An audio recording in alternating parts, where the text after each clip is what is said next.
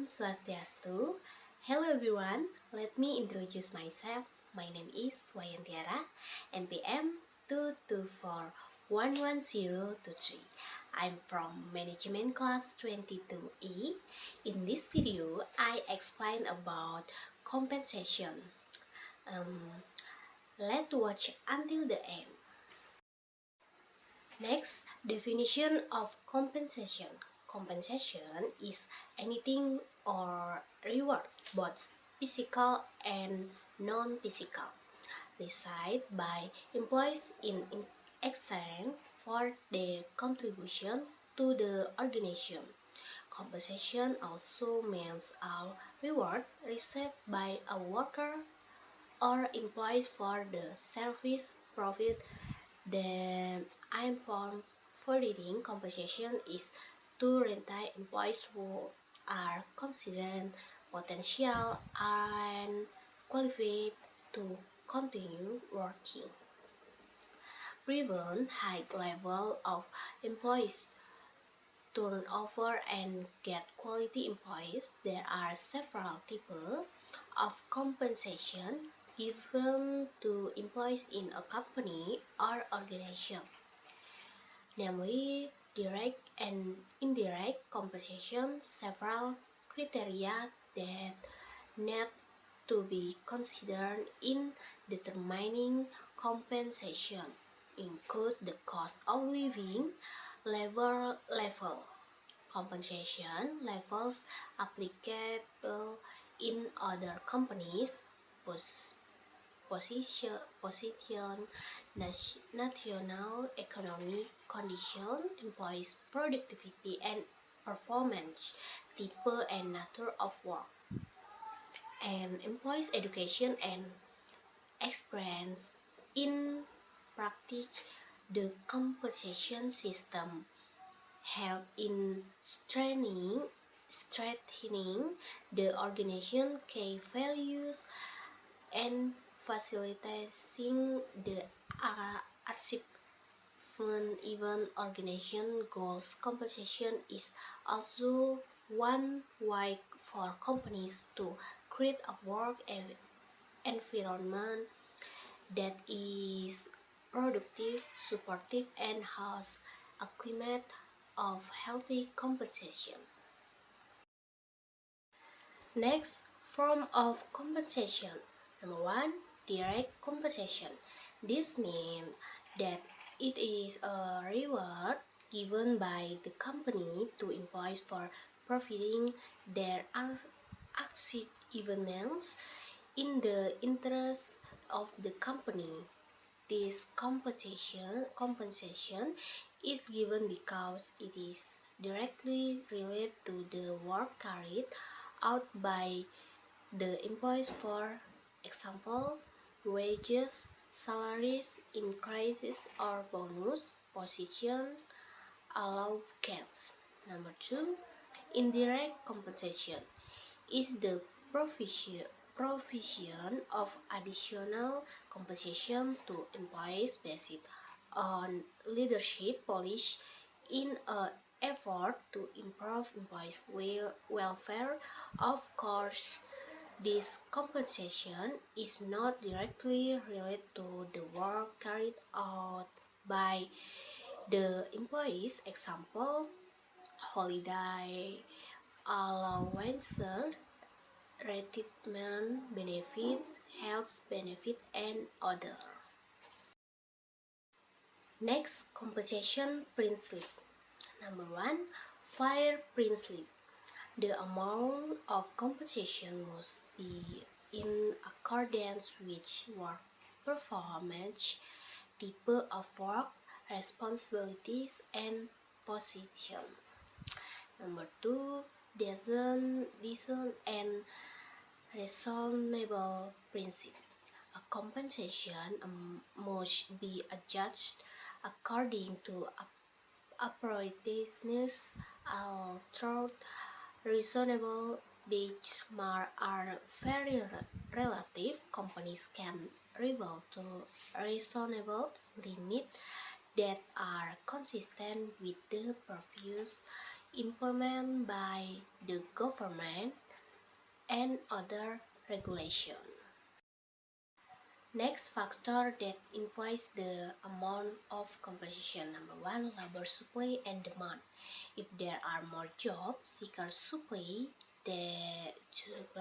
that job vacancy demand, then compensation is relatively small. Conversely, if there are fewer job seekers than job vacancy, then the relative compensation will be greater. Next, ability and willingness.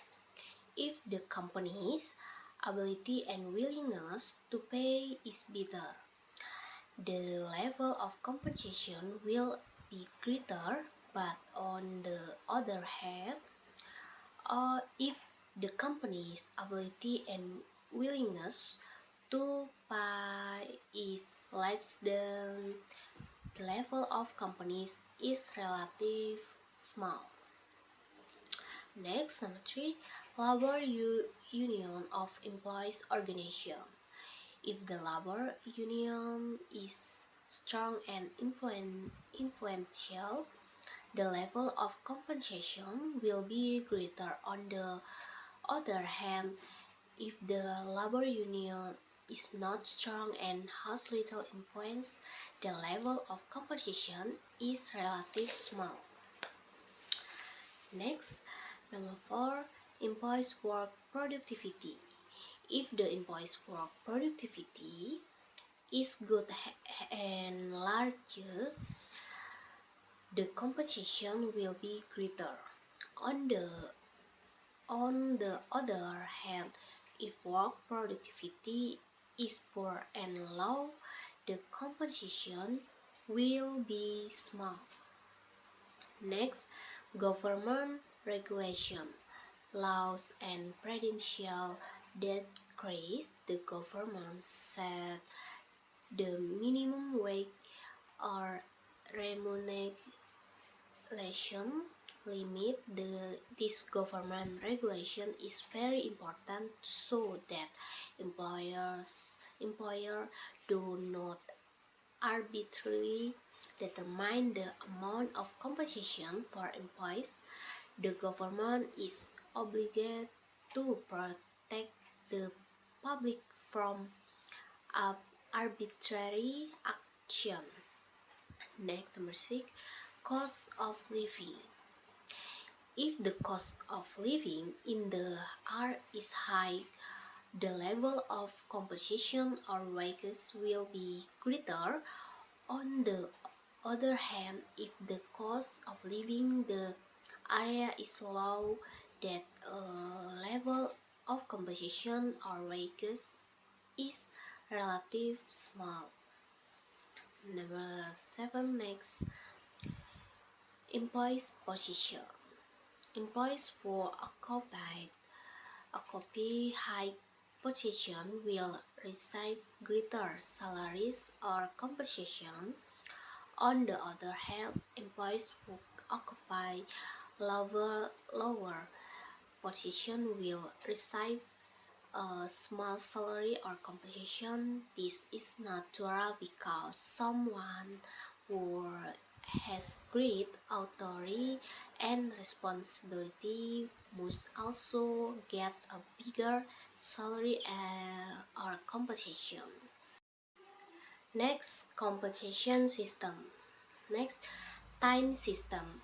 In the time system, compensation is applied based on time standards such as hours, days, weeks, or months. This time system can be applied if work performance is difficult to measure per unit.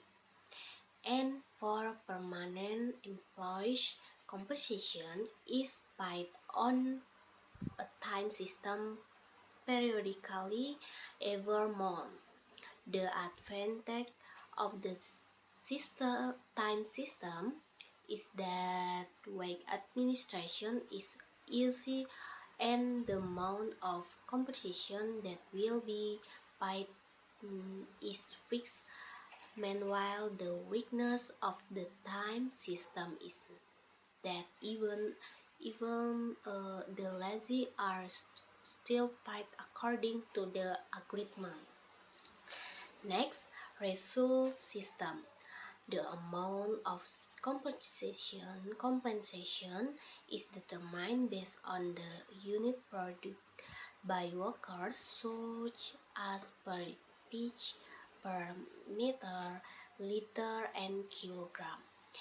In a result system, the amount of compensation that will be paid is always based on the number of result profit.